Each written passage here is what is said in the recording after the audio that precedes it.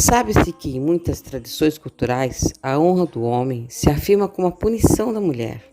E no Brasil, em muitos lugares e meios ainda é assim. Por isso, somos um dos campeões da violência contra as mulheres e da violência doméstica.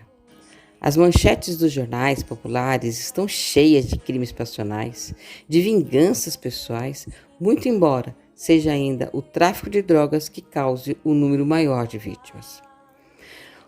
Quantos pais se sentiram desonrados quando as filhas engravidaram ou saíram de casa com os namorados?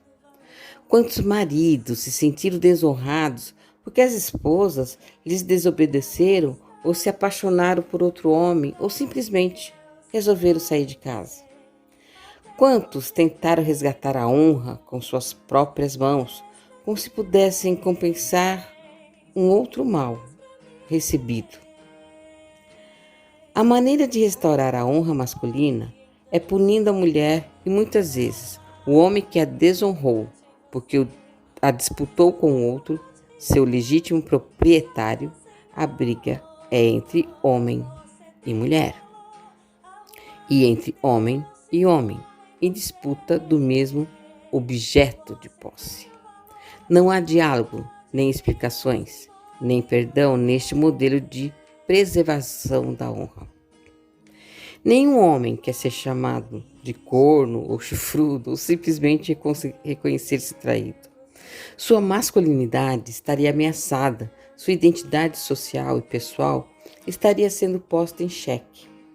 Perderia o reconhecimento social entre os amigos e a família, visto que todos se mantêm sustentados pela mesma lógica. É isto que se aprende em casa e na rua, e é isto que se faz. Por essa razão, as transgressoras da ordem masculina se tornam safadas, raparigas, filhas de Satanás, mulheres de vida fácil e, portanto, merecedoras de punição. Só o castigo bem dado pode devolver a honra, muito embora em ultraje nunca possa ser esquecido. Só o castigo, às vezes violento, pode devolver a identidade masculina maculada e propiciar a restauração necessária para continuar a viver.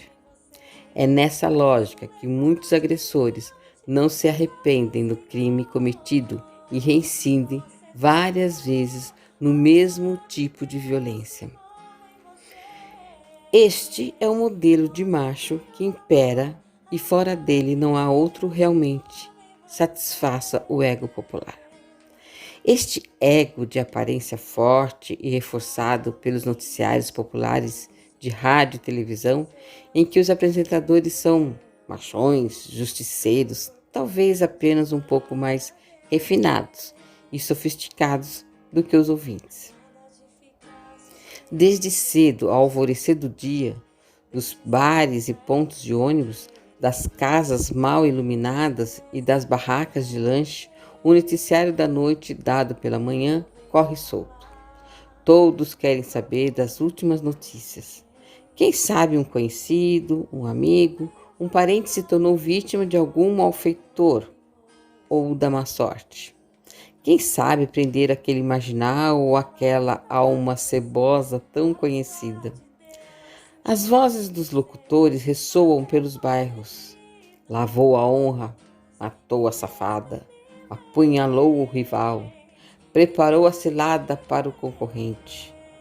Anunciam, assim, o início de uma nova jornada, como se a noite tivesse confirmado apenas o que de todos já desconfiavam. Mais uma vez, o noticiário traz a confirmação trágica do modelo de homem popular reconhecido e permitido pelo sistema vigente. O homem que, de alguma maneira, é levado a lavar sua honra, quando na realidade já perdeu há muito tempo. O homem pobre, abandonado à própria sorte, indigna.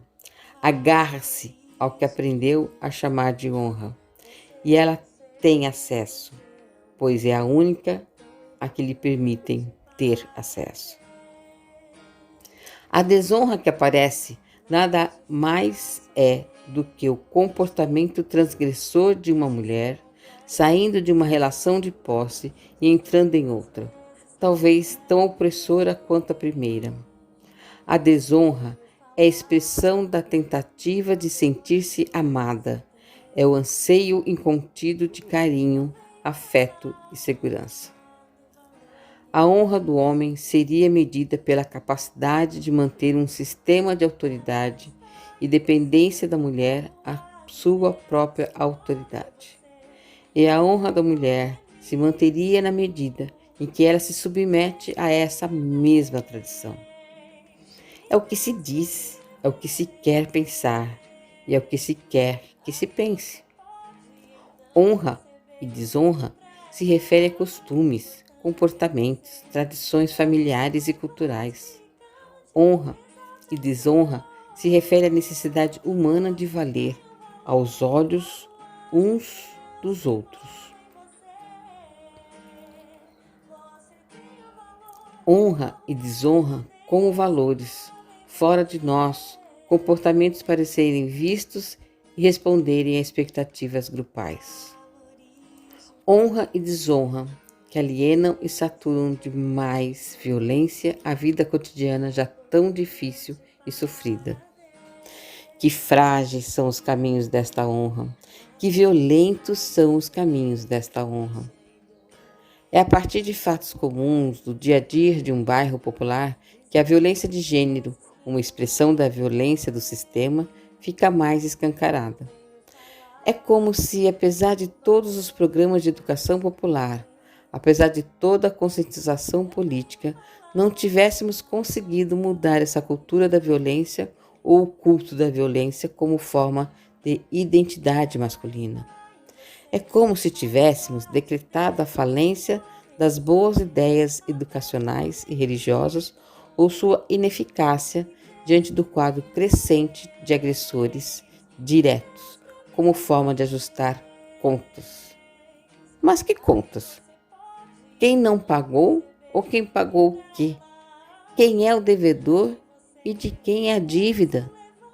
É nesse ajuste de contas com a vida, as mulheres têm sido vítimas privilegiadas e os homens os agressores privilegiados. Não se trata apenas de uma afirmação da existência inquestionável de dois gêneros, mas do tipo de relação que é aprovada ou tolerada pela sociedade. E toleram-se não apenas os crimes em relação à chamada honra, mas eles abrem-se em outros comportamentos, como, por exemplo, as diferentes formas de controle religioso, científico e tecnológico dos corpos femininos. Lá também a honra do homem se faz presente.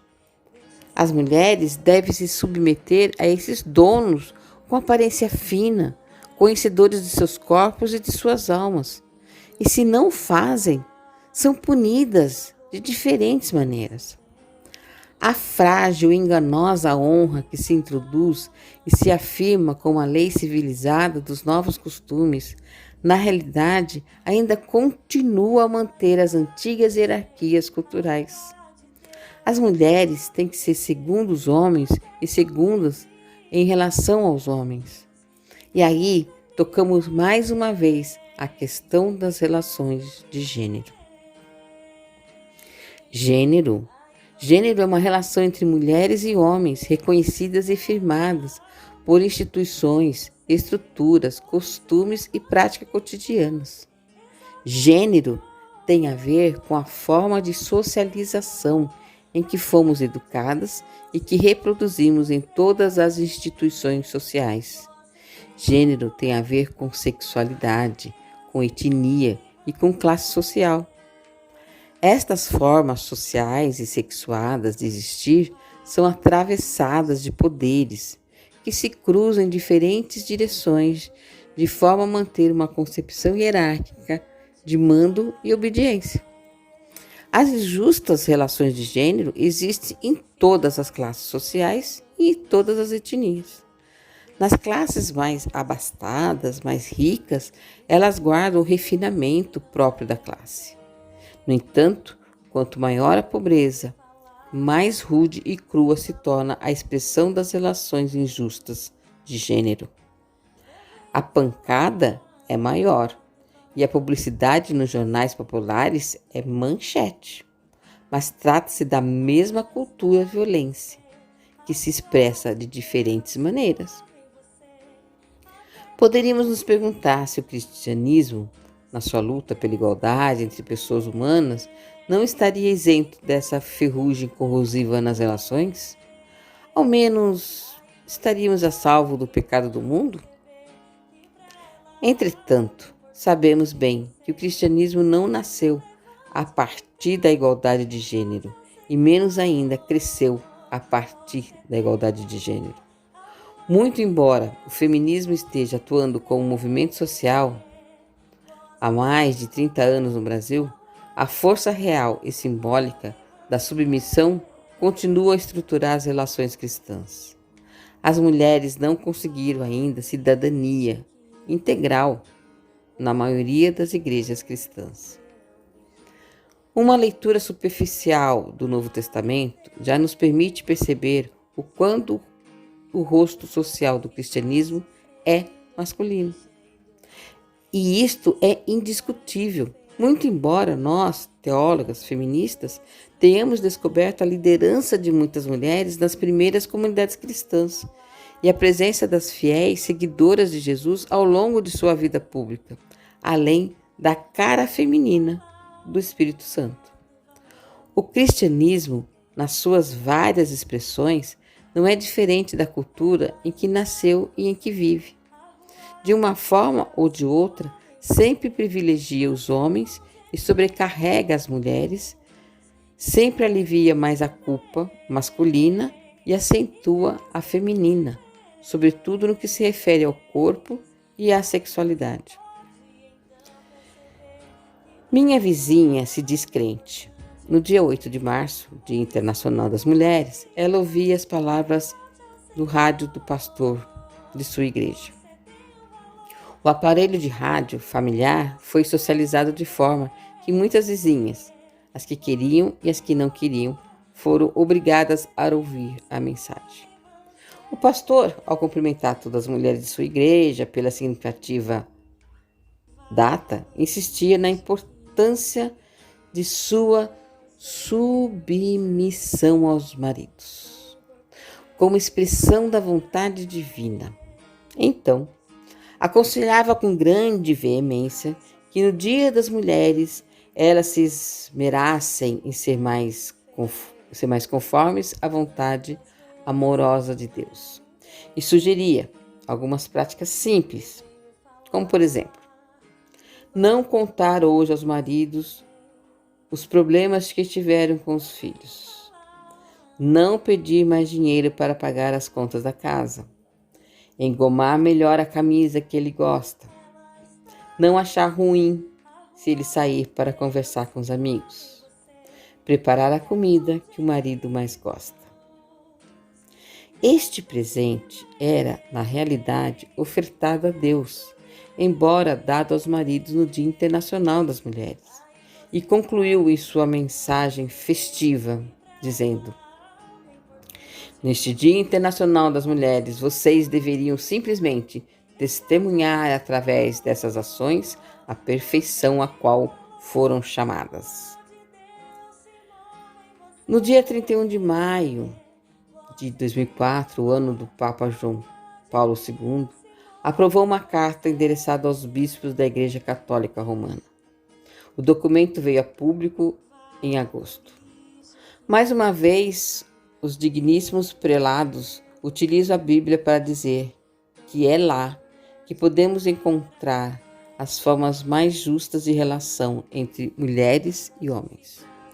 Utilizam-na da forma normativa e a histórica, sem nenhuma preocupação de contextualizar os textos. Mesmo se deixarmos este anacronismo clerical de lado, veremos que os digníssimos prelados nem sequer se dão conta da opressão de gênero, das inúmeras formas de violência contra as mulheres e contra os próprios homens. Para eles, Não se pode criar rivalidades entre mulheres e homens porque somos imagem e semelhança de Deus. Mas de que Deus? Mais uma vez, as igrejas não tocam a realidade.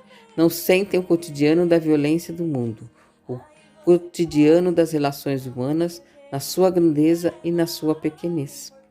Contudo, a Igreja Romana se arvora ainda em afirmar-se como especialista em humanidade. Honra e desonra masculina, feminina são apenas um capítulo da longa jornada de violência que nos impomos uns aos outros, umas às outras. A busca de igualdade e justiça nas relações de gênero é apenas uma expressão de uma luta maior. A luta de transformar o mundo, a luta de dar-nos a possibilidade de fazer desta terra o lugar onde as vidas sejam mais respeitadas e amadas. E essa continua sendo a nossa luta, renovada de geração a geração. Até a próxima.